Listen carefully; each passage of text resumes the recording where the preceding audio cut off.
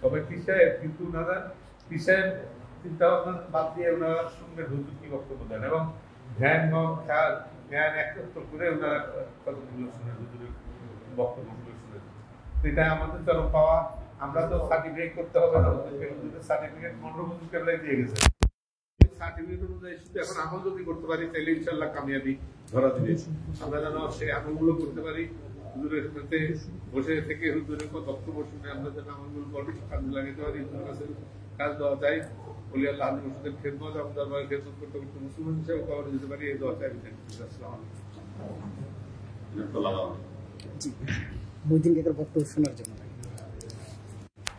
আলহামদুলিল্লাহ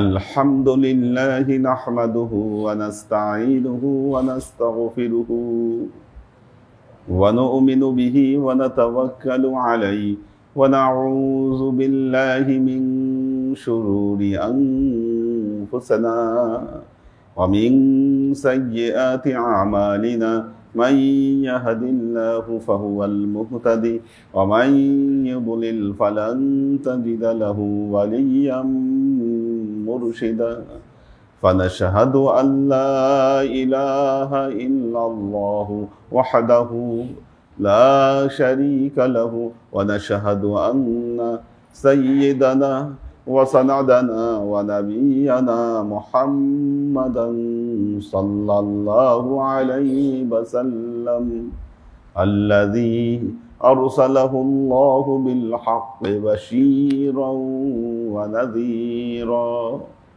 وداعيا إلى الله بإذنه وسراجا منيرا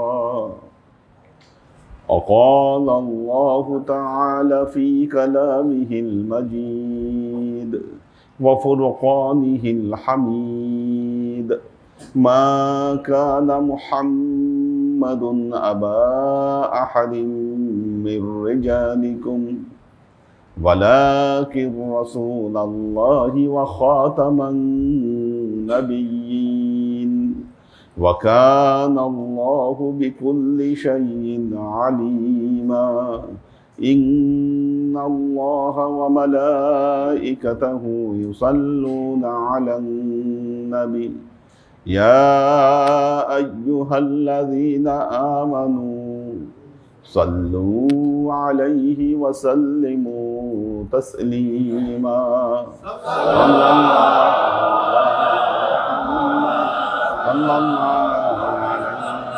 وسلم صلى الله على محمد صلى الله عليه وسلم صلى الله على محمد صلى الله عليه وسلم আল্লাহর আশিক ও সালেক বৃন্দ, আমরা মিলাদ পড়ছি আজকে আব্দুল ওয়াদুদ মুস্তাজিদ, ওনার 1 বছর হলো না, আগস্টে 1 মানে আমরা প্রথম বার্ষিকী তো আমরা পালন করছি। হ্যাঁ, আমরা আলোচনা করবো এটা নিয়ে। হ্যাঁ, আচ্ছা, ও আচ্ছা আচ্ছা, এখানে আরো আছে। এটা হলো জয়েন্ট কোলাবোরেশন। কাজী আব্দুস সাত্তার, উনি হচ্ছে আমাদের কাজী কিবরিয়া, ওনার বাবা না, উনি কত সালে ইন্তেকাল করেছেন? 2009। আচ্ছা আচ্ছা। এরপর হলো মোহাম্মদ ইলিয়াস চৌধুরী, ইলিয়াস চৌধুরী কিবরিয়ার আপনার শ্বশুর, উনি কত সালে ইন্তেকাল করছেন? না, অনেক আগে। আচ্ছা আচ্ছা আচ্ছা। এরপর জাহানারা বেগম, আমাদের সাওয়ানের শাশুড়ি, উনি তো রিসেন্টলি 1 বছর হয়েছে। আমরা সবার জন্য ইনশাল্লাহ দোয়া করবো আমরা পরবর্তীতে। হ্যাঁ, আমরা এটা নিয়ে আমরা আলোচনায় আসবো ইনশাল্লাহ। আল্লাহর আশিক ও সালেক বৃন্দ, আমরা সূরা আহজাব আলোচনা করছিলাম। আজকে যে আয়াতটি আলোচনা করব এটা আদাবুল মুরিদিনের অন্তর্ভুক্ত। আদাবুল মুরিদিন কোর্সে আপনাদের এই আয়াত আসবে।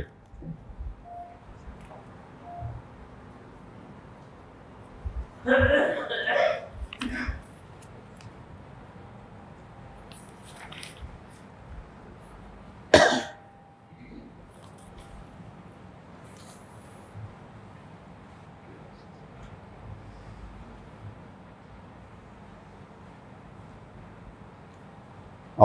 بالله من الشيطان الرجيم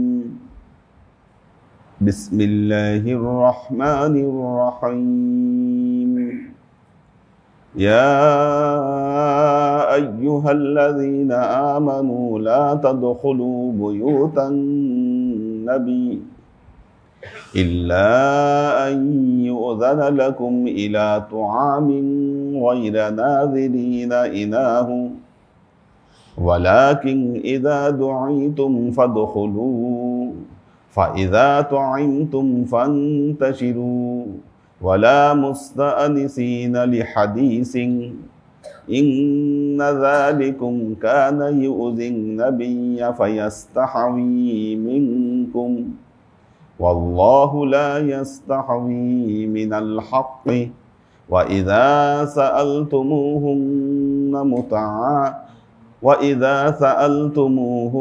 متعا فاسألوهن من وراء حجاب ذلكم أطهر لقلوبكم وقلوبهن وما كان لكم أن تؤذوا رسول الله ولا أن تنكحوا أزواجه من بعده أبدا إن ذلكم كان عند الله عظيما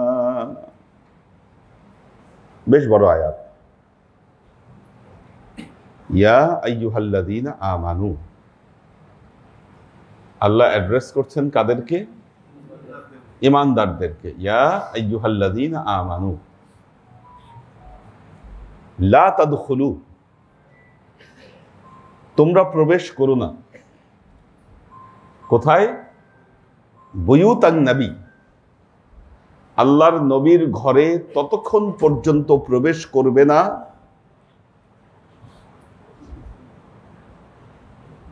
ইল্লা আইয়ুযানা লাকুম যতক্ষণ পর্যন্ত তোমাদেরকে অনুমতি দেওয়া হবে ততক্ষণ পর্যন্ত নবীর ঘরে তোমরা প্রবেশ করবে না অনুমতি ছাড়া। আপনারা জানেন আমরা কিতাবুল আদবে পড়েছি আল্লাহ নবীর ঘরে সবার অনুমতি নেওয়া লাগতো, খালি একজন ব্যক্তিকে এই অনুমতি থেকে আল্লাহ নবী বিনা অনুমতিতে প্রবেশের অনুমতি দিয়েছিলেন, তিনি হচ্ছেন আমাদের মাওলা আলী। আল্লাহ নবী তাকে অনুমতি দিয়েছিলেন যে তুমি অনুমতি ছাড়া প্রবেশ করতে পারো। এবং এটা একটা ঘটনা আছে যে একদিন এই হযরত আলী রাদিয়াল্লাহু তাআলা আনহু আল্লাহ নবীর ঘরে প্রবেশ করলেন এবং আল্লাহ নবীকে বিশেষ এক হালতে দেখতে পাইলেন। আল্লাহ নবী যখন সেই হালত থেকে ফারেগ হলেন আল্লাহ নবী বললেন তুমি এই কথা কাউকে বলবে না, আমার এই অবস্থা। আলী রাদিয়াল্লাহু তাআলা আনহু ঘরে ফিরে আসলেন, এখন তো ওনার মধ্যে অস্থিরতা কাজ করতেছে, উনি পেটে আর কথা রাখতে পারতেছেন। মা ফাতেমা জিজ্ঞাসা করতেছে কেন এত অস্থিরতা করছো, কিন্তু বলতে তো পারছে না, আল্লাহ নবী বলতে নিষেধ করছেন। তখন সে এমন অস্থির হয়ে গেল, রাতে বেলায় ঘুম থেকে উঠে বাইরে বের হয়ে আসলো। বের হয়ে মরুভূমির মধ্যে একটা শুকনা কুয়া দেখে উনি ওই কুয়ার মধ্যে নেমে পড়লেন এবং কুয়ার ভেতরে বসে উনি ওই কথাটা বললেন। যখন বললেন শান্তি পাইলেন, পেট থেকে কথাটা বের হয়ে গেল। কিন্তু ওই কথার রিয়াকশনে দেখেন শুকনা কুয়া, কথার কি তাসির, কথার কিন্তু মারাত্মক তাসির, কালামের তাসির আছে। কার কালাম, কার কথা? নবীর কথা হযরত আলী তার পেটে রাখছেন, এটা যেন তেন কথা না। পবিত্র কোরআনের আয়াত যখন নাজিল হতো, কাতেবে ওহি যারা ওহি লিখতেন, ওহি লেখার পর তাদের মনে হতো তাদের পাঁজর ভেঙে যাচ্ছে। কেন? ওই কথার প্রভাব, তাসির। কালামের কারণে, কালাম দিয়ে মানুষের রোগ সারে। কেন কেন রোগ সারে? ওইটার তাসির আছে, এটা বিশ্বাস করতে হবে আপনাকে। ওয়া নুনাজ্জিলু মিনাল কুরআন মা হুয়া শিফাউ ওয়া রাহমাতুল লিল মুমিনিন। আমি এই কোরআনের ভেতরে মুমিনদের জন্য শফা এবং রহমত নাজিল করেছি। দেখবেন আজকে এক শ্রেণীর লোক এই কোরআন দিয়ে তদবির করে, এটা সমালোচনা করে থাকেন। কি কোরআন দিয়ে যে তদবির করা হয় এটার কি করেন? সমালোচনা করে থাকেন। দেখেন আমরা কি বলি? Islam is the complete code of life. Islam বা কোরআন, কোরআনকেও বলা হয় কোরআন হচ্ছে, এই কোরআনের ভেতরে কমপ্লিট কোড অফ লাইফ আছে।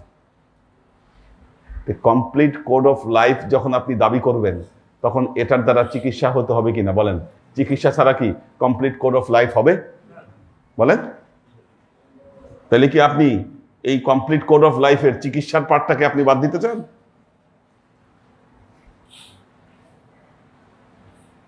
আল্লাহর আশিক ও সালেক বৃন্দ, কালামের এমনই প্রভাব রোগ বালাই ভালো করে দেয়। বরং যেই রোগ কোন ডাক্তার সারাতে পারে না, ওই রোগী আল্লাহর কালাম সারাতে পারে। কি আমার কাছে যারা চিকিৎসার জন্য আসে দেখবেন আগে বলি ডাক্তারি টেস্ট করেন। কোন ডাক্তারি যদি ডায়াগনোসিসে আপনার কোনো অসুখ বের না হয়, তারপরেও আপনি অসুস্থ থাকেন, কোন ডাক্তার যদি আপনার অসুখ সারাইতে না পারে, তারপরেও যদি অসুস্থ থাকেন, তাহলে আপনার ট্রিটমেন্ট আমার কাছে। কি কারণ কোন অসুখে, কোন ট্রিটমেন্টে যে অসুখ না সারবে, আল্লাহর কালামে সেটা সারবে। এটা বাস্তবতা। হযরত আলী যখন শুকনা কুয়ায় এই কথা বললেন, দেখেন কালামের প্রভাবে কি হলো, পুরো কুয়ো পানিতে ভরে গেল। গরম অনেক চা না, ঠান্ডা হোক। তো কি হলো, পুরো পানিতে ভরে গেল। তো উনি চলে আসছেন, কথা আর বললেন না। কিন্তু আপনারা জানেন যেখানে পানি থাকে সেখানে কি হয়? গাছ জন্ম নেয়। এটা নিয়ম। পানি যেখানে থাকবে সেখানে গাছ জন্ম নিবে। এখন ওই পানির প্রভাবে ওখানে বাঁশ গাছ জন্ম নিল। বাঁশ, কয়েকদিন পরে একজন বাঁশিওয়ালা ওখান দিয়ে যাচ্ছিল, যাইতে যাইতে দেখলো বাঁশ গাছ। বাঁশ গাছ দেখে ওখান থেকে বাঁশের ডাল কেটে সে বাঁশি বানাইল। বাঁশি বানায় বাঁশিতে যখন ফু দিল, তখন ওই যে হযরত আলীকে বলা গোপন কথা, বাঁশির ভেতর থেকে ওই গোপন কথা বের হইতে শুরু করলো। রাজ ফাঁস হয়ে গেল। এটাই মাওলানা রুমি মসনবীর যে ভূমিকায় বলতেছেন, বেশনো আজ নেই চুন হেকায়াত মি কুনাদ ওয়াজজদা ই হা শেকায়াত মি কুনাদ। শুনো বাঁশি কি বলছে, সে তার বিরহ বিচ্ছেদের বর্ণনা দিচ্ছে। এই যে বর্ণনা মাওলানা রুমি বলছেন, এটা হচ্ছে ওই গোপন কথা যেটা হযরত আলীকে আল্লাহ নবী বলেছিলেন। কেন এই প্রসঙ্গ আসলো? হাত্তা ইউজানা, ততক্ষণ পর্যন্ত নবীর ঘরে প্রবেশ করবা না যতক্ষণ না পর্যন্ত নবী তোমাদেরকে অনুমতি দেয়। এটা আল্লাহ নবী একজনকে বিশেষ অনুমতি ছাড়া প্রবেশ করার বিষয় ছিল, এটা আপনাদেরকে বললাম। আইয়ুজানা লাকুম ইলা তুআমিন গায়রা নাযিরিনা ইনাহু। বিশেষ করে নবী যখন খাবারের জন্য আপনাদেরকে ডাকবে, তখন আগে খবর নিবেন খাবার রান্না হয়েছে কিনা। ওয়া ইলা তুআমিন গায়রা নাযিরিনা ইনাহু। খাবারের জন্য দাওয়াত দিয়েছে, বলতেছে তারপরে নবীর হুজরাত ভিতরে ঢুকবে না, বাইরে অপেক্ষা করো যতক্ষণ না পর্যন্ত নিশ্চিত হয়েছে যে খাবার রেডি হয়েছে। ওয়ালাকিন ইযা দুআইতুম, কিন্তু যখন নবী তোমাদেরকে ডাকবেন তখন কি করো? ফাদখুলু, ভেতরে প্রবেশ করো। নবী যখন ডাকবেন তখন কি করো? ভেতরে প্রবেশ করো। ফাইযা তুইমতুম ফান্তাশিরু, ফাইদা তাইমতুম, যখন তোমাদের খাওয়া হয়ে যাচ্ছে, ফাইদা অতঃপর যখন, তাইমতুম তোমাদের খাওয়া দাওয়া শেষ, কি করো?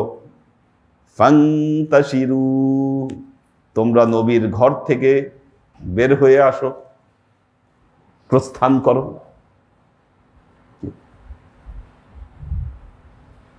এটা আদব। এখন কেউ কেউ বলে, আপনাদের এলাকার মানুষের কথা বলে, খাওয়া দাওয়া শেষ হলে নাকি চলে যায়, নোয়াখালীর লোক, এটা বদনাম করে মানুষ, কিন্তু এটা তো আদব। ফাইদা তাইমতুম ফান্তাশিরু, আল্লাহ কোরআনে বলছে খাওয়া শেষ হয়েছে বাইরে যাও। এটা বলার সুযোগ নাই, এটা কিন্তু আপনারা প্রটেস্ট করতে পারেন। কেউ যখন বলবে, হ্যাঁ, যখন আপনাদেরকে কেউ এই কথা বলবে, তখন কোরআনের আয়াত শুনাই দিবেন যে ফাইদা তাইমতুম ফান্তাশিরু, আল্লাহ কোরআনে বলছে যখন খাওয়া হয়ে যাবে বাইরে হয়ে যাও। হ্যাঁ, না, আরেকজনের খাবার সুযোগ দেওয়ার জন্য না, আরেকজনের খাবার সুযোগ দেওয়ার জন্য না। সেটা হচ্ছে লোক আপনার জন্য ঠিক আছে খাবার দাবার ব্যবস্থা করেছে, দাবাত দিয়েছে, কিন্তু একজন মানুষের তো এটা আল্লাহ নবীর ক্ষেত্রে বিশেষভাবে এটা খাসভাবে বলা হয়েছে, কিন্তু অন্যান্য ক্ষেত্রেও বুঝতে হবে তো যে খাবার দাবারের পর তাদের কিছু কাজ আছে, এটাকে পরিষ্কার পরিচ্ছন্ন করতে হবে, তার ফ্যামিলিকে তাকে টাইম দিতে হবে, কাজেই এটা দেরি করাটা অনুচিত, দেরি করাটা অনুচিত। বিশেষ করে আল্লাহ নবীর ঘরে তো বলছে ফাইদা তাইমতুম ফান্তাশিরু, খাওয়া দাওয়া হয়ে যাচ্ছে, কি করো? তোমরা প্রস্থান করো। ওয়ালা মুস্তানিসিনা লিহাদিসিন যালিকা কানা ইউজিয়ান নাবিয়্যা, আল্লাহ বলছেন ওয়ালা মুস্তানিসিনা লিহাদিসিন, তোমরা অনর্থক কথাবার্তায় লিপ্ত হয়ো না। ওয়ালা মুস্তানিসিনা লিহাদিসিন, অনর্থক কথাবার্তায় তোমরা লিপ্ত হইও না। এই জন্য দেখেন আপনাদের মুর্শিদের সাথেও কথা বলার আদব হলো যত শর্টে কথা বলতে পারেন, যত সংক্ষেপে কথা বলতে পারেন, এটা আদব। কেউ কেউ আছে তাদের কথা বলাকে আমি ভয় পাই, কারণ আমি জানি যে কথা একবার শুরু করলে খবর আছে। এমন বহু মানুষ আছে তাদের ফোনও ধরতে আমি ভয় পাই। এটা আমাদের ভক্ত না, বাইরের অনেক মানুষও ফোন করলে 20-25 মিনিট কথা না বলে ফোন, আপনি বলেন কি অবস্থা, তার মানে সেই ভয় আমি ফোনই ধরি না। এখন ফোন জিনিসটা খুব ডিস্টার্বের কারণ হয়েছে আসলে, এই জন্য আমি ফোন অনেক সময় দেখি না, আমি রেখে দিই ফোন, দেখলামই না, মানে পুরো সাউন্ড অফ করে রেখে দিই। তো কথা সংক্ষিপ্ত করতে জানতে হবে, এটা আদব। আল্লাহ বলছেন ওয়ালা মুস্তানিসিনা লিহাদিসিন,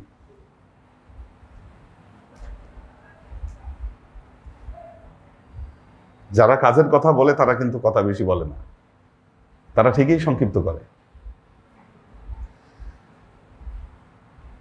আগের যুগের স্টাইল ছিল কথা বাড়া, বেশি কথা। এখন কিন্তু বেশি কথার সময় না, যুগ না, এখন বেশি কথার যুগ না। কোন কোন বক্তা আছেন ওনারা বক্তব্য দিতে গিয়ে 3-4 ঘন্টা বক্তব্য দেন। আপনি বলেন এর কোনো যৌক্তিকতা আছে?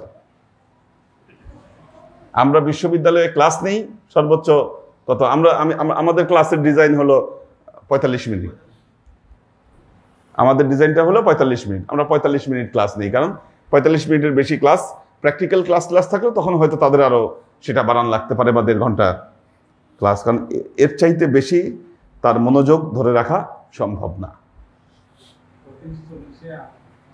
না, আমি ওইটা ফলো করার চেষ্টা করি, কারণ জানি এর চাইতে বেশি আপনারা মনোযোগ ধরে রাখতে পারবেন না। হ্যাঁ, আমি যদি 2 ঘন্টা 3 ঘন্টা যদি বক্তব্য দেই, আমাদের এখানে যখন প্রোগ্রাম হয়, গেস্টরা যখন আসে, আমি তাদেরকে বারবার রিকোয়েস্ট করি যে আপনারা এখানে 10-12 মিনিটের বেশি কিছু বলবেন না, এটা ওই জায়গা না। তারপরেও দেখা যায় যে টাইম ম্যানেজমেন্টে হিমশিম খেতে হয়। আমাদেরকে। তো এটা বোঝার ব্যাপার আছে। মুক্তাজাল হাল, আমি তো বাইরে কোনো সেমিনার টেমিনারে বক্তব্য দিলে কখনো 10 মিনিটের মানে বেশি বক্তব্য পাবেন না, 10 থেকে 15 মিনিট সর্বোচ্চ।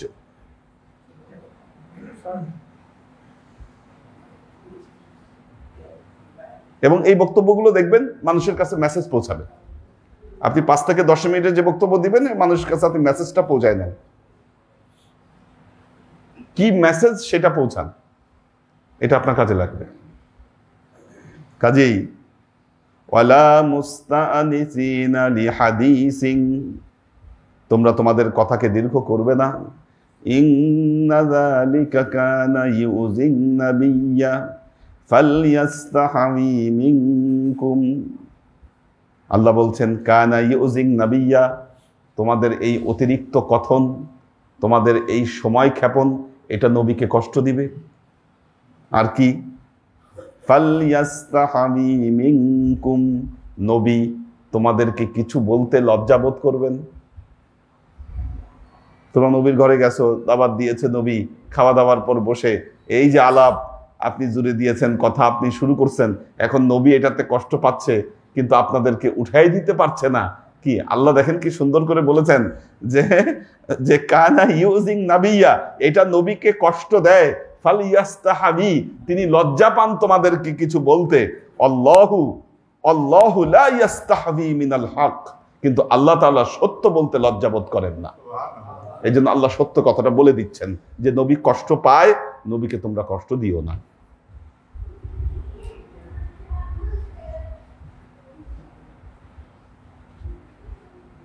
وَإِذَا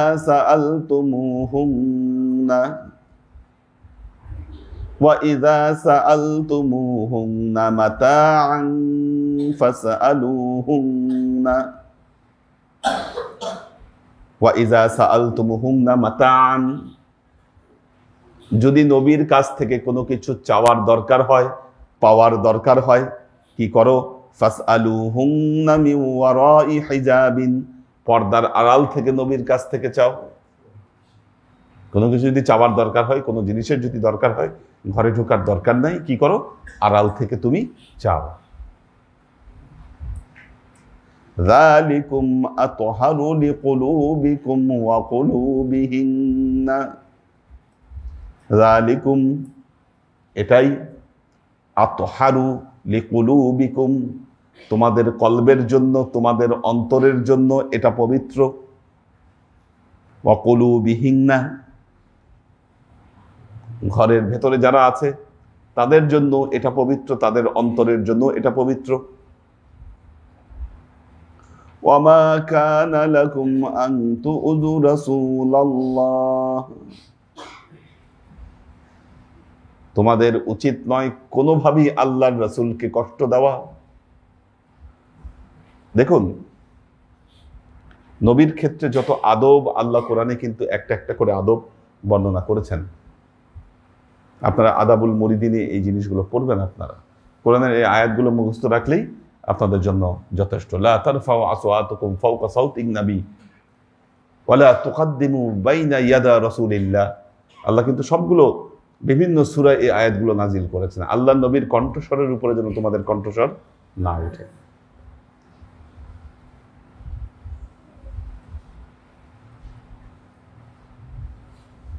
আজকে নামাজে যখন সুন্নত পড়তেছি আপনাদের কথার ঠেলায় নামাজ পড়তে পারতেছি না। পিছিয়ে আপনারা এত গসিপ করতেছেন, নামাজে ডিস্টার্ব হয়ে যাচ্ছে। এটা তো আদব না। কথা বলতে হবে, কোনো সাউন্ডলেস কথা বলা যায় এটা শিখতে হবে, যেন কথায় সাউন্ড না হয়। দরকার হলে তো কথা বলতে হবে, কিন্তু সেটা হতে হবে সাউন্ডলেস।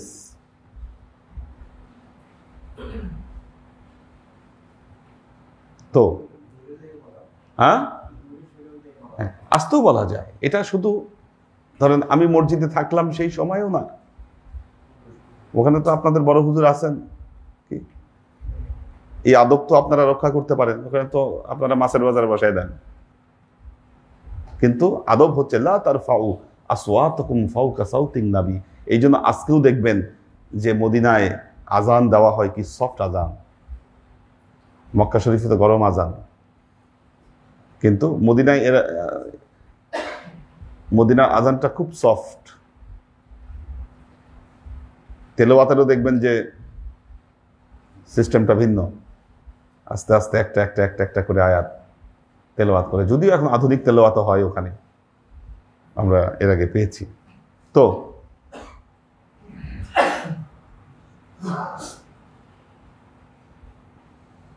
وَإِذَا سَأَلْتُمُوهُنَّ مَتَاعًا فَاسْأَلُوهُنَّ, যদি কোনো কিছু চাওয়ার দরকার হয় কিভাবে চাবা? ফাসআলুহুন্না মিন ওয়ারাই হিজাবিন, পর্দার আড়াল থেকে তোমরা চাবা। যালিকুম আতহারু লিকুলুবিকুম ওয়া কুলুবিহিন্না, এটা তোমাদের এবং তাদের অন্তরের জন্য পবিত্র। ওয়ামা কানা লাকুম আন তুযু রাসূলাল্লাহ ওয়ালা আন তানকিহু আজওয়াজাহু মিন বাদিহি আবাদা, নবী যাওয়ার পর নবীর কোন স্ত্রী উম্মাহাতুল মুমিনিনদেরকে তোমরা বিবাহ করতে পারবে না। কি কারণ? এর আগের আয়াতে আল্লাহ তো বলেছেন আন নাবিয়্যু আউলা বিল মুমিনিন ওয়া আজওয়াজুহু উম্মাহাতুহু, নবী হবে মুমিনের কাছে তাদের প্রাণের চেয়ে প্রিয়, আর নবীর স্ত্রীরা হচ্ছে তাদের মা। তো মাকে কেউ বিয়ে করে? ওয়ালা তানকিহু আজওয়াজুহু মিন বাদিহি আবাদা, আল্লাহ আইন করে দিয়েছেন নবীর স্ত্রীদেরকে কেউ কখনো বিয়ে করতে পারবে না। ইন্না যালিকুম কানা ইনদাল্লাহি আযীমা, এটা ইন্না যালিকুম কানা ইনদাল্লাহি আযীমা, এই জিনিসটা আল্লাহর কাছে অনেক বড় মহান একটা ব্যাপার। এটা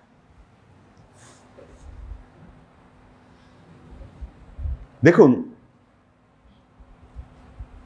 আদব, মাওলানা রুমি বলছেন আজ খোদা নি জুয়াম তৌফিক আদব বি আদব মাহরুম মন্দ আজ লুৎফে রব, আকাশের জগৎ থেকে তো আল্লাহর অফুরন্ত নিয়ামত বর্ষিত হয়, অফুরন্ত নিয়ামত বর্ষিত হয়, আল্লাহর রহমত বর্ষিত হয়। কি পৃথিবীতে মনে রাখবেন দুই ধরনের ক্ষমতার উৎস আছে এখানে, একটা হলো খোদাই শক্তি, খোদাই শক্তি হোয়াইট পাওয়ার, এটা নিয়ামত, সুকুন, পবিত্রতা, এটাই পরিপূর্ণ, শান্তি, ভালো লাগা, ভালোবাসা, এটাই পরিপূর্ণ। অপরদিকে শয়তানি শক্তি, শয়তানি শক্তি আসলো কোত্থেকে? শয়তানি শক্তি আসলো কোত্থেকে? ইবলিস থেকে। যখন ইবলিসকে আল্লাহ রাজিম ঘোষণা করলো, কি করলো? যখন তাকে অভিশপ্ত ঘোষণা করলো, জান্নাত থেকে বের করে দিল, শয়তান আল্লাহর কাছে আরজ করলো রব্বি আনজিরনি, আল্লাহ আপনি আমাকে এইভাবে বের করে দিচ্ছেন, কি আপনি এইভাবে বের করে দিচ্ছেন আমাকে, তে আল্লাহ আমি আপনার কাছ থেকে কিছু চাই, খালি হাতে আমাকে বের করেন। কি চাও? বলল হয়তো শয়তান, কোরআনে আয়াতে এত ডিটেইলস আসে নাই, আল্লাহ বলে দিলেন ফাইন্নাকা মিনাল মুনজারিন, তুই যা চাইলি তোর সব দিলাম, যা। পাই বলল লাওয়াইয়ান্নাহুম আজমাইন, আল্লাহ তুমি যে আমারে দিছো ক্ষমতা, তোমার বান্দাদেরকে আমি সবগুলাকে আমি পথভ্রষ্ট করব। আল্লাহ আবার আরেকটা শর্ত যুক্ত করে দিলেন, ইল্লা ইবাদিনাস সালিহিন, তুমি পথভ্রষ্ট করতে পারবা কিন্তু আমার সালিহিন বান্দাদেরকে পারবা না।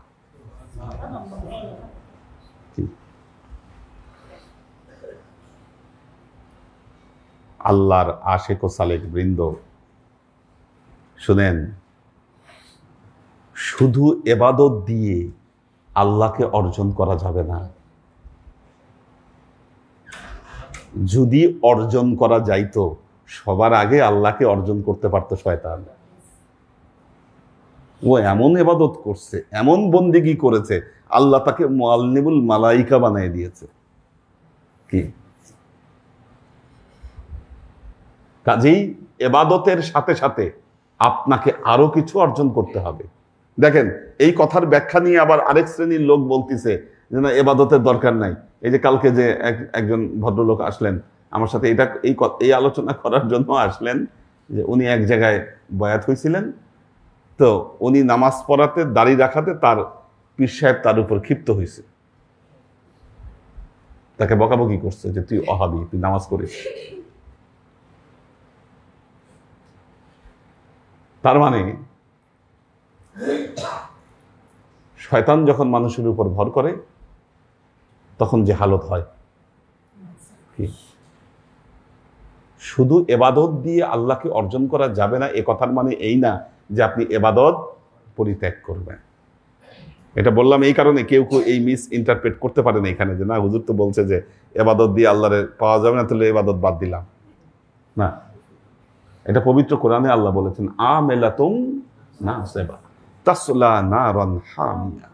অনেক বড় বড় আমলকারী আমলের ভারে নুয়ে পড়েছে, আল্লাহ কি করবে এদেরকে? কাল কিয়ামতের ময়দানে অগ্নিকুণ্ডে নিক্ষেপ করবে। শুধু ইবাদত দিয়ে আল্লাহকে পাওয়া যাবে না, ইবাদতের সাথে আরো কিছু গুণ আপনাকে অর্জন করতে হবে। তার মধ্যে অন্যতম হলো আদব। এই জন্য মৌলানা রুমি বলছেন, আজ খোদা মি জুয়াম তাওফিকে আদব বি আদব মাহরুম মান আজলুত ফেরাব। আল্লাহর কাছে আদব চাই, কারণ বেআদব আল্লাহর রহমত থেকে, আল্লাহর লুৎফ, তার করুণা থেকে বঞ্চিত হয়।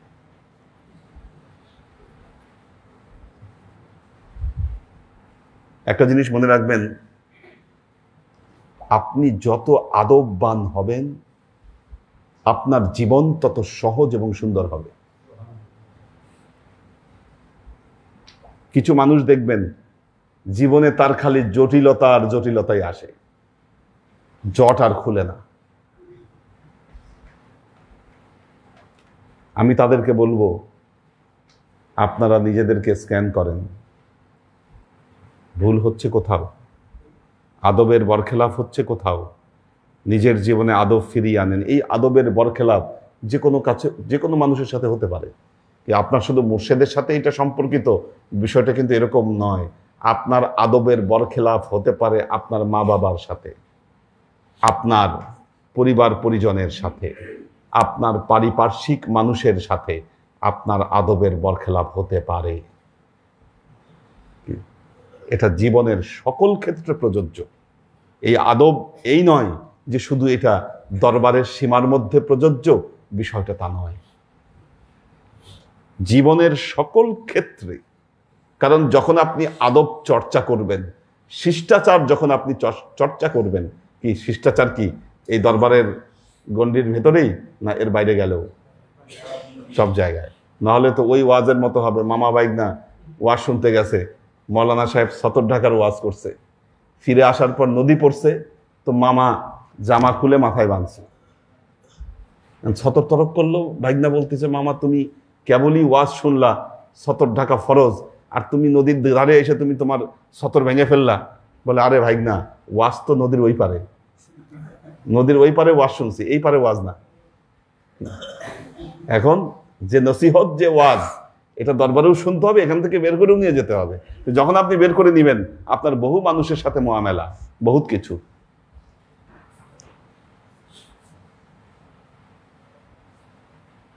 তো একটা কথা মনে রাখবেন, মানুষকে কষ্ট দেওয়া সহজ, কিন্তু মানুষের উপকার করা সহজ নয়। আপনি কারো উপকার করতে না পারেন, আপনি তাকে কষ্ট দিয়েন না, এটাই হলো আদব।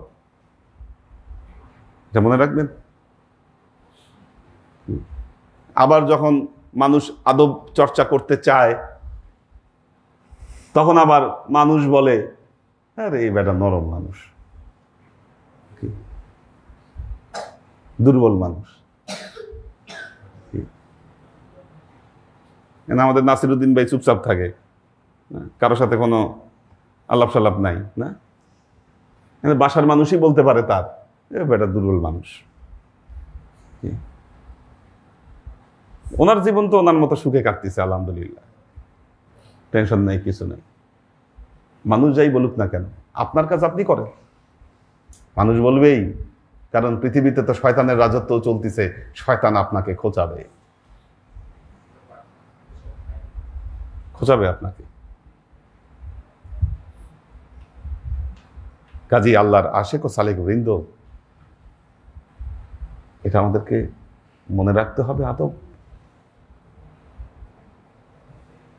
সূরা আহজাবের যে আয়াত আল্লাহ বলতেছেন, দেখেন তার এটা যদিও তার পরের আয়াত, কিন্তু আয়াতটা ছোট। ইন তুবদু শাইআন আও তুখফুহু ফাইন্নাল্লাহা কানা বিকুল্লি শাইইন আলিমা। ইন তুবদু শাইআন, যদি তোমরা কোনো কিছুকে গোপন করো, যদি কোনো কিছুকে প্রকাশ্য করো, ইন তুবদু শাইআন, যদি তোমরা কোনো কিছুকে প্রকাশ্য করো, আও তুখফুহু, যদি সেটাকে গোপন করো, ফাইন্নাল্লাহা কানা বিকুল্লি শাইইন আলিমা, তোমরা জেনে রেখো, নিশ্চয়ই ফাইন্নাল্লাহা, নিশ্চয়ই আল্লাহ তাআলা, কানা বিকুল্লি শাইইন আলিমা, সকল বিষয় সম্পর্কে তিনি সবকিছু জানেন। তোমরা যা প্রকাশ্য করবে, যা তোমরা গোপন করবে, জানে কে? আল্লাহ। হুজুরের সামনে এসে খুব আদব দেখাইলেন, পেছনে গিয়ে হুজুরের বদনাম করলেন। চিন্তা করলেন হুজুরের সামনে তো করি নাই, পিছে করছি, সমস্যা কি? হুজুর তো শুনে নাই।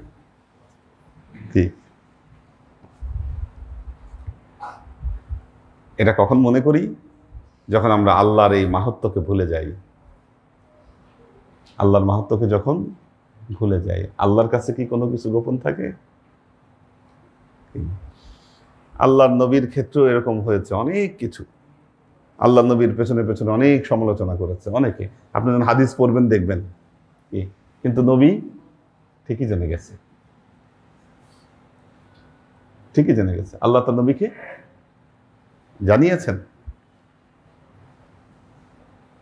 এখন যখন জানে, তখন আবার আমাদের সন্দেহের তীর যায়, আরে কথাটা বলছিলাম ও ছাড়া তো কেউ শুনে নাই, তাহলে ওই মনে গিয়ে বলে দিছি। হ্যাঁ, আমি যে কথাটা বলছিলাম এ তো ওর সামনে বলছি, নিশ্চয়ই ও গিয়ে বলে দিছে। এখানেও আপনি আল্লাহর মাহাত্ম্যকে আন্ডার এস্টিমেট করছেন। আপনি মনে করছেন যে না, আল্লাহ তো জানাই নাই, জানাইছে অমুকে।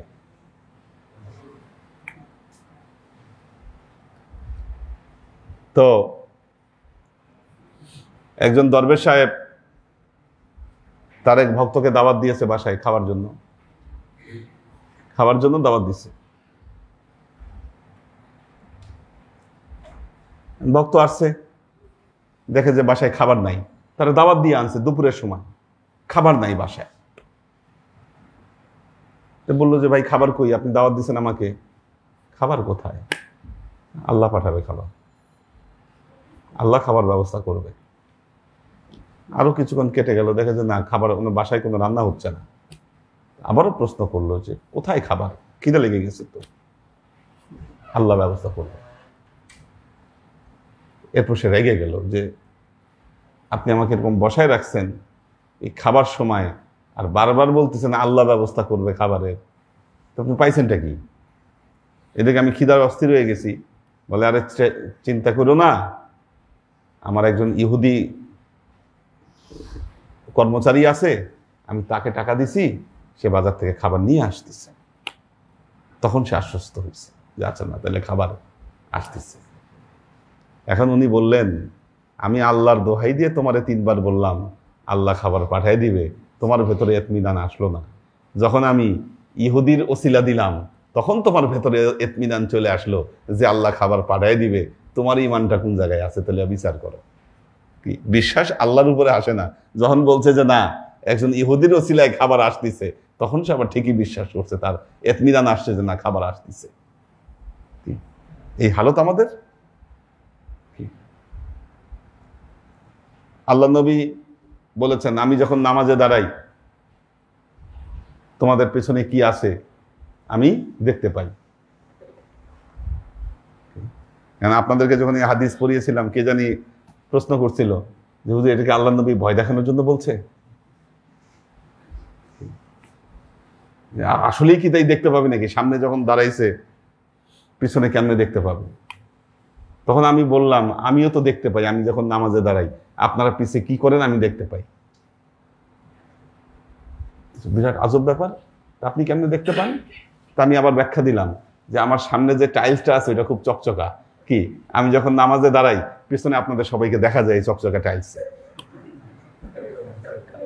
কি এখন বিশ্বাস হচ্ছে? হ্যাঁ, এখন টাইলসের উপরে বিশ্বাস আসছে, কিন্তু যখন প্রথম বললাম তখন কিন্তু আমার কথার উপরে বিশ্বাস আসে নাই, যে না সর্বনাশ। আমাদের হালত হলো এরকম। একটা জিনিস মনে রাখবেন, মুরিদ কি বলে কি করে তার প্রতিটা কথার হিসাব মুর্শিদ রাখেন। আপনার মুখ থেকে বের হওয়া প্রতিটি বক্তব্যের হিসাব আপনার মুর্শিদের কাছে আছে। প্রতিটা কথার হিসাব আপনার মুর্শিদের কাছে আছে। হয় তার কাছে অথবা আল্লাহর কাছে জবাব তো দিতেই হবে, জবাব দিতে হবে। এই জন্য বললেন ইন তুবদু শাইআন আও তুখফুহু, তোমরা যদি কোনো কিছুকে প্রকাশ্য করো অথবা যদি সেটাকে গোপন করো, ফাইন্নাল্লাহা কানা বিকুল্লি শাইইন আলিমা, নিশ্চয়ই আল্লাহ তাআলা সে বিষয় সম্পর্কে অবগত আছেন।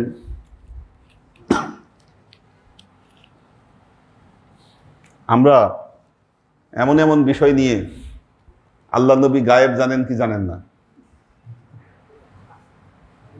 এটা নিয়ে তর্ক আমাদের। এখন এই যে আরবের ঘোমটা পরা মাওলানারা বলতেছে আল্লাহ নবী গায়েব জানে না, তাহলে এই কিয়ামতের আগে কি ঘটবে এই কথা আল্লাহ নবী বলে গেছেন, সবগুলো এখন আমাদের কাছে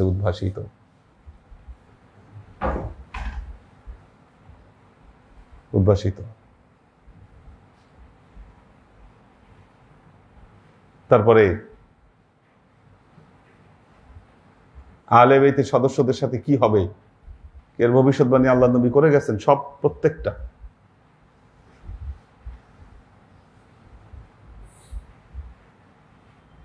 তো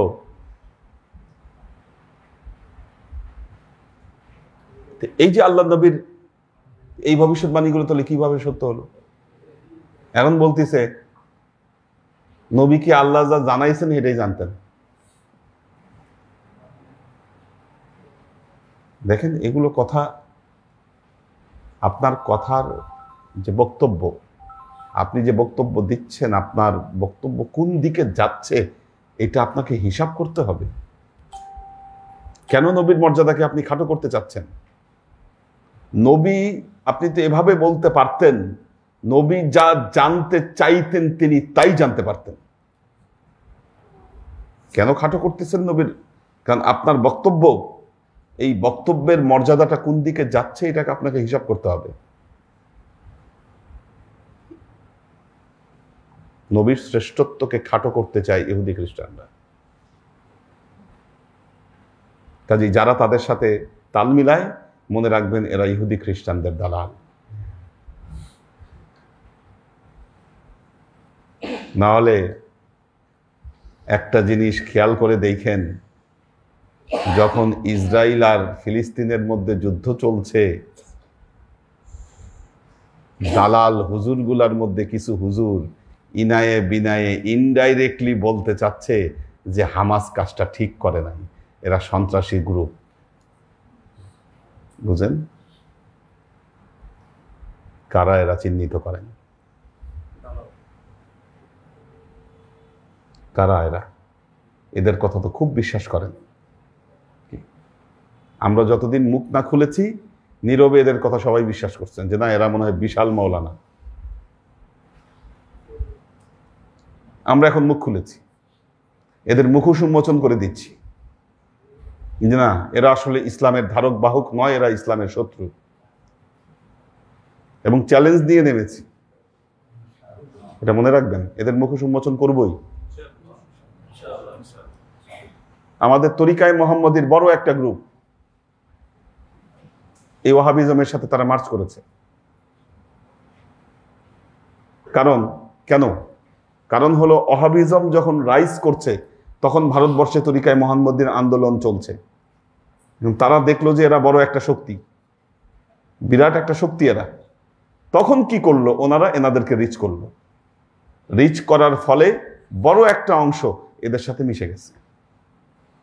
এজন্য অনেকেই মনে করেন তরিকায়ে মুহাম্মদী এনারা মনে হয় ওয়াহাবি বা সালাফি। বিষয়টা তা নয়, বিষয়টা তা নয়। আমরা যারা এটা নিয়ে কাজ করি আমরা জানি ইতিহাসটা কোথায়।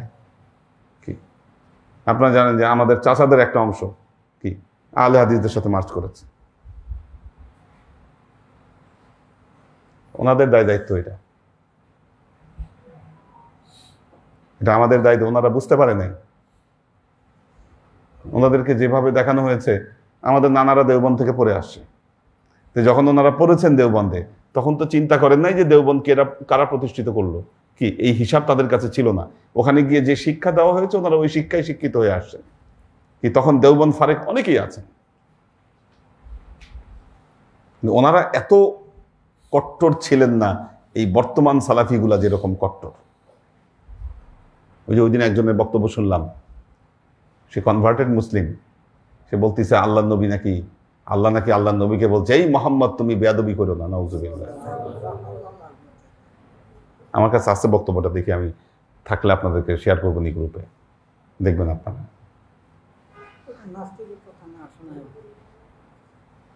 কত বড় ধৃষ্টতা আপনি চিন্তা করে দেখেন, এরা কোন শ্রেণীর বেয়াদব,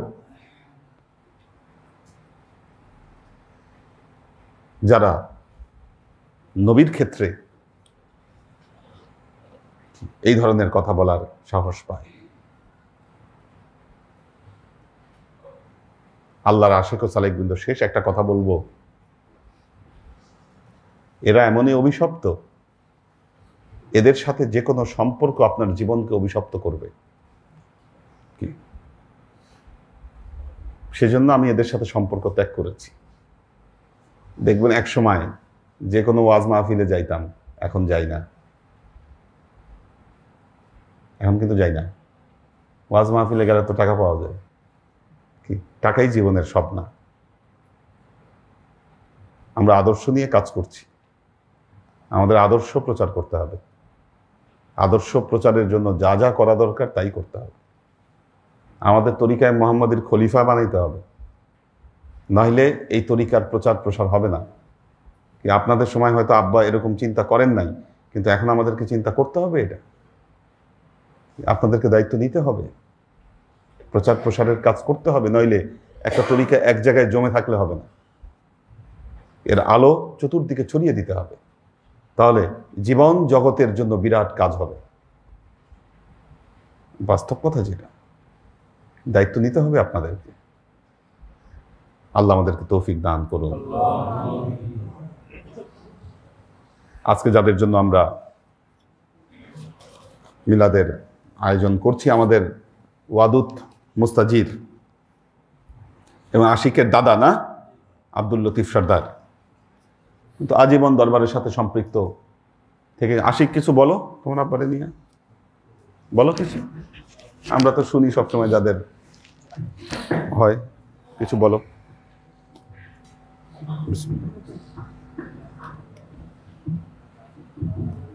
আসসালামু আলাইকুম ওয়া রাহমাতুল্লাহ।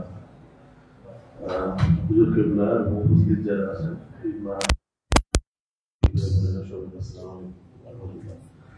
আসলে আমি মনে করি একটা দৃষ্টতা উত্তর শাসক হুজুর যে বলছেন, আসলে এখানে আমরা যারা আছেন সবাই মুরব্বী, সবাই আমার মামা, অনেকে নানা, সত্যি তো আমরা বংশ পরম্পরায় জড়িত।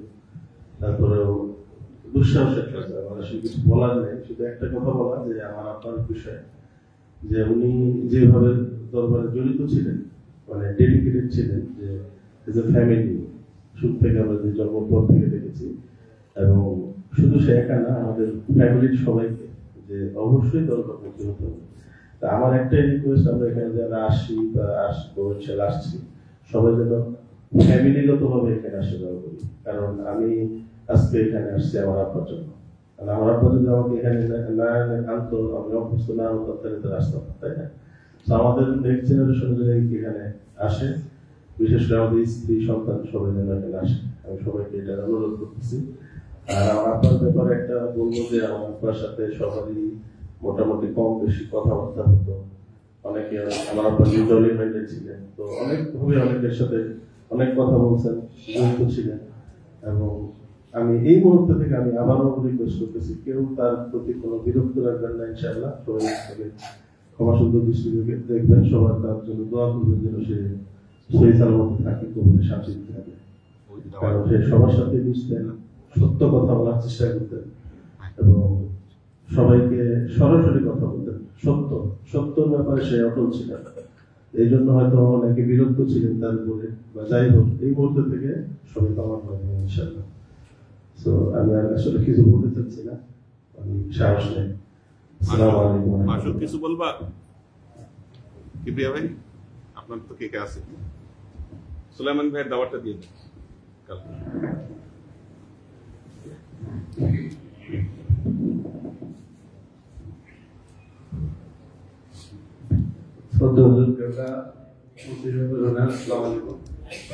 নির্দেশে আমার সোনার ভাই একটা অ্যারেঞ্জমেন্ট করতে যাচ্ছেন, আল্লাহ খাস দয়া আল্লাহ খাস রহমতে উনি 3 তলার মধ্যে চাকরি পেয়েছেন। তো সেখানে ওই ইয়েটা উদ্বোধন করার জন্য হুজুরকে রিকোয়েস্ট করছে, হুজুর রাজি হয়েছে। ইনশাআল্লাহ কালকে মাগরিবের পরে ওনার বাসায় আমরা সবাই যাবো ইনশাআল্লাহ, যে মোনাজাত করে একটি জন্য সহি সালামতে আল্লাহ উন্নতি দেয়, দুনিয়া আখিরাতের উন্নতি দিয়ে থাকতে পারে। শুধু দুনিয়া যেন তরক্কি না হয়, আখিরাতের তরক্কি যেন হয় ইনশাআল্লাহ, এবং সেই সাথে আমাদের সবাই যেন তরক্কি হয়। আমরা সবাই আল্লাহর কাছে হাতের সাথে কালকে ইনশাআল্লাহ এখানে মাগরিব পড়ে তারপরে নিয়ে যাবে কেউ গাইড করে। ওই জসিম ভাই আছে, ওদের কে কে আছে, সুলেমান ভাই, তারপর আরেকজনকে আনিফ তো আসল ছেলে, ওই যে আরেকজন যে আছে না জহির ভাই কথা বলছিলেন না আপনি? জহির ভাই আর একজন 3 জনের নাম ওনার নিয়ে যাবে, বাসা তো চিনি না, এই ছিল বাসা চিনা যায় আর কি। তো আল্লাহর কাছে দয়া, দেখেন সামনে বলা ভালো না, উনি প্রত্যেক অক্ষেই ন্যূনতম হোক উচ্চতম হোক যে কোনো একটা খেদমত হুজুর কাছে পৌঁছায়, যে মুনাজাতের সাথে আল্লাহ যেন ওনার কথাটা শুনে। তো এতটুকু একটা ছোট দোকান থেকে আজকে ওনার তো সোর্স অফ ইনকাম এটাই সোর্স, এই ছোট সোর্সের সাথে কত উচ্চতর অবস্থায় উনি চলে যাচ্ছেন ইনশাআল্লাহ আল্লাহর রহমতে। আমাদের বর্তমান হুজুর কেবলা বলেছেন, চ্যালেঞ্জ দিয়ে বলেছেন, এবং বড় হুজুর কেবলা তো বলছেনই যে আমার মুরিদ কেউ গরিব থাকবে না ইনশাআল্লাহ। যদি দেখেন আমরা ম্যাক্সিমাম মুরিদরাই আজকে বিল্ডিং এর মালিক, ঢাকা শহরে 1-2টা বিল্ডিং না 2-3টা বিল্ডিং এর মালিক আছে। এটা কেমন হয়েছে? এটা কি দরবার? আমরা আমার মোহাম্মদিয়া দরবার করি, সেই দরবারের বলি আল্লাহ মুর্শিদের হাতে দোয়া আল্লাহ কখনো বিফল করে না। তো সেটা প্রমাণ একটা দিলাম, একটু আরো বহু প্রমাণ আছে। সেই দুনিয়াবি অর্জনের জন্য আমরা কেউ আসিনি, আমরা আসছি আখিরাত অর্জনের জন্য। দুনিয়া অটোমেটিক্যালি আমাদের পিছে চলে আসবে ইনশাআল্লাহ। দুনিয়া কেমনে আসছে টেরও পান নাই আপনারা? আমরা টেরও পাই না, ঠিকই। মানে কোথা থেকে দুনিয়া আমার পিছে চলে আসতেছে আমাদের মনে হচ্ছে না, আমরা জানতেও পারছি না। পরে যখন হুজুর বলে দেয় তখন খেয়াল হয় আল্লাহর তরফ থেকে আসছে। শেষ একটা কথা বলে দেই, বর্তমান বলতেছেন আপনার পরীক্ষা কবে বা আপনার প্রফেসর হয় না কেন? আমি বললাম যে যাই না, দেখা করলাম। আমি জানিও না প্রমোশন হয়ে বসে আছে, আমি খবর রাখি না। তো এই যে আল্লাহর খাস রহমত, এইভাবে যে আস্তে আস্তে এসে গেছে। আমি মাত্র পিএসসি পাস, এমএসসি পাস করা, পিএইচডি করা এগুলো লোকেরা আমার আন্ডারে কাজ করছে। তো এটা আশ্চর্যজনক ঘটনা। তো এটা কোনোদিন প্রকাশ করিনি, কথা বলে ফেললাম। আল্লাহ যেন কবুল করে আমাদের সবাইকে। আমরা যেন নিজের সাথে হাত তুলে আল্লাহর কাছে যেতে পারি, আল্লাহ তোমাকে যেন পাইতে পারি, তোমার প্রেম ভালোবাসা নিয়ে যেন মরতে পারি। এই দোয়া চাই। ইসলাম।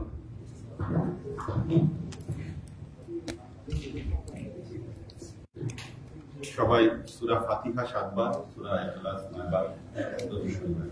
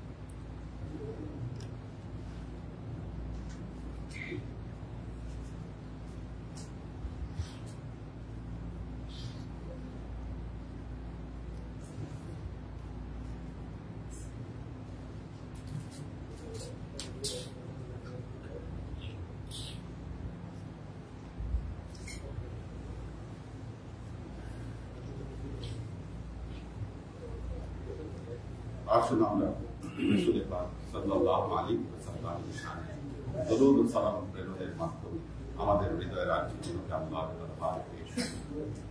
ওয়া আশরাফাল বদরু আলাইনা ওয়াত্তাফাত মিনহুল বুদুর মিসলা হুসনিক মা রাআইনা قد يا وجه السرور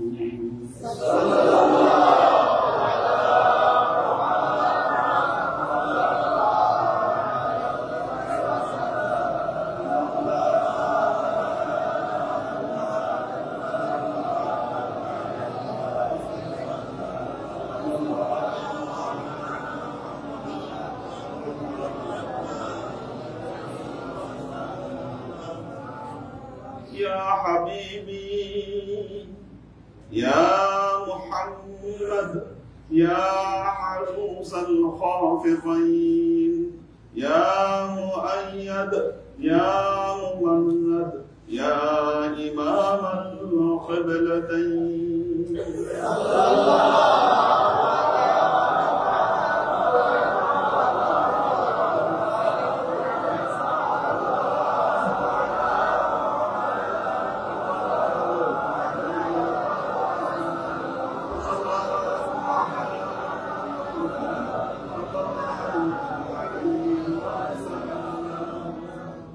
ما رعينا عيسى حنا بالسور إلا إليك والغمام هلك ظلت والملا صلوا عليه